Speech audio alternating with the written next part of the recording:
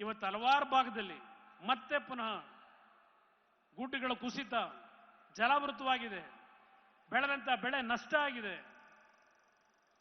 ಇವತ್ತು ಯಾವ ಕೇಂದ್ರ ಸರ್ಕಾರದ ಮೇಲೆ ಮಾತನಾಡ್ತೀರಿ?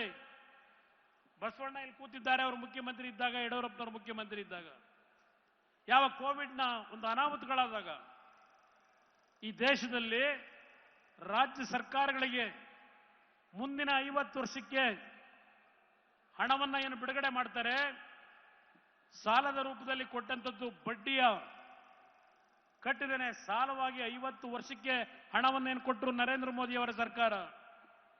ಕಳೆದ 2-3 ದಿವಸಗಳ ಹಿಂದೆ ಪುನಃ ಈ ದೇಶದ ಪ್ರತಿಯೊಂದು ರಾಜ್ಯದಲ್ಲಿ ಕ್ಯಾಪಿಟಲ್ ಎಕ್ಸ್ಪೆಂಡಿಚರ್ಗೆ ಸುಮಾರು 1.5 ಲಕ್ಷ ಟ್ರಿಲಿಯನ್ ಹಣವನ್ನ ರಾಜ್ಯ ಸರ್ಕಾರಗಳಿಗೆ ಕೊಡ್ತಕ್ಕಂಥ ತೀರ್ಮಾನ ಕಳೆದ 2 ದಿನಗಳ ಹಿಂದೆ ಇದೇ ನರೇಂದ್ರ ಮೋದಿ ಅವರ ಸರ್ಕಾರ ಮಾಡಿದ್ದಾರೆ. ಕ್ಯಾಪಿಟಲ್ ಎಕ್ಸ್ಪೆಂಡಿಚರ್ಗೆ ನಿಮ್ಮ ಯೋಗ್ಯತೆಗೆ ಒಂದು ಬಾಯಿ ಬಿಟ್ಟು ಹೃದಯದಿಂದ ಕೇಂದ್ರ ಸರ್ಕಾರದಿಂದ ನೆರವು ಬಂತು ಅಂತಕ್ಕಂಥ ಹೇಳೋ ಯೋಗ್ಯತೆ ಇಲ್ಲ ನಿಮಗೆ. ಯಾವ ರೀತಿ ಕೇಂದ್ರ ಸರ್ಕಾರದಿಂದ ಕೆಲಸ ಮಾಡಿಸ್ಕೋಬೇಕು ಅಂತಕ್ಕಂಥ ಕನಿಷ್ಠ ನಿಮ್ಮ ನಡವಳಿಕೆ ಇಲ್ಲ. ಪ್ರತಿನಿತ್ಯ ನರೇಂದ್ರ ಮೋದಿ ಅವರನ್ನ ನೀವು ಬೈಕೊಂಡು ಹೋದರೆ ಈ ರಾಜ್ಯದ ಕೆಲಸ ಆಗ್ತದ? ಪಕ್ಕದ ಮಂಡ್ಯದಲ್ಲಿ 18 ದಿನಕ್ಕೆ ಒಂದು ಬಾರಿ ನೀರು ಕೊಡ್ತಾರಂತೆ. 18 ದಿನಕ್ಕೆ ಒಂದು ಬಾರಿ ಯಥೇಚ್ಛವಾಗಿ ನೀರು ಬಂತು. ಈ ಬಾರಿ ನಮ್ಮ ಕಬಿನಿ, KRS, ಹಾರಂಗಿ ಎಲ್ಲ ತುಂಬಿದೆ ಹೇಮಾವತಿ. ಇನ್ನೂ ಕೆರೆಗಳು ತುಂಬಿಸ್ಲಿಲ್ಲ. ರೈತನಿಗೆ ಈ ಬಾರಿ 2 ಬೆಳೆ ಬೆಳೀಲಿಕ್ಕೆ ಅವಕಾಶ ಇತ್ತು. ನೀವು ಮಾಡ್ತಿರೋ ಕೆಲಸ ಏನು?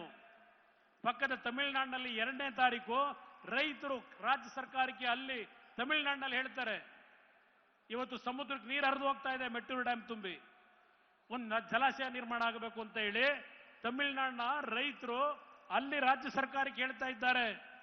ನೀವೇನು ಮಾಡ್ತಾ ಇದ್ದೀರಿ? ಪರ್ಮಿಷನ್ ಕೊಡಿಸಿ, ನರೇಂದ್ರ ಮೋದಿ ಅವ್ರ ಕೈಲಿ ಪರ್ಮಿಷನ್ ಕೊಡಿಸಿ.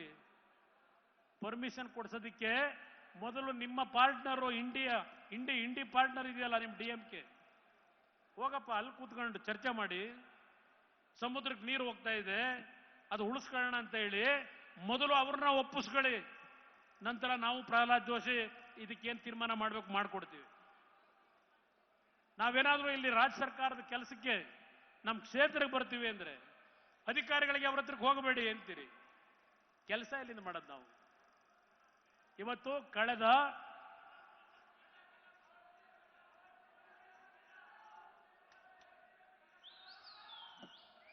ಇಲ್ಲಿ ಇರ್ಲಣ, ಅದಕ್ಕೋಸ್ಕರ ನಾವು ಈ ಒಂದು ವೇದಿಕೆ ಮುಖಾಂತರ ಕನ್ನಡ ನಾಡಿನ ಜನತೆಯಲ್ಲಿ ಕೈ ಜೋಡಿಸಿ ಮನವಿ ಮಾಡ್ತೇನೆ. ಯಾವುದೇ ಕಾರಣಕ್ಕೂ ಬಿಜೆಪಿ ಮತ್ತು JDS ಪಕ್ಷಗಳು ಇವತ್ತು ಒಂದಾಗಿ ಇಂಥ ಒಂದು ಭ್ರಷ್ಟ ಸರ್ಕಾರ, ಇಂಥ ಒಂದು ದರೋಡೆ ಸರ್ಕಾರವನ್ನ ತೆಗಿಬೇಕು ಅಂತಕ್ಕಂಥ ಒಂದು ಹೋರಾಟದಲ್ಲಿದ್ದೇವೆ. ಇದರಲ್ಲಿ ಯಾವ ಅಸೂಯೆಗಲ್ಲ. ಈ ನಾಡಿನ ಜನತೆಯ ಬದುಕು, ಈ ನಾಡಿನ ಸಂಪತ್ತನ್ನು ಉಳಿಸಲಿಕ್ಕೆ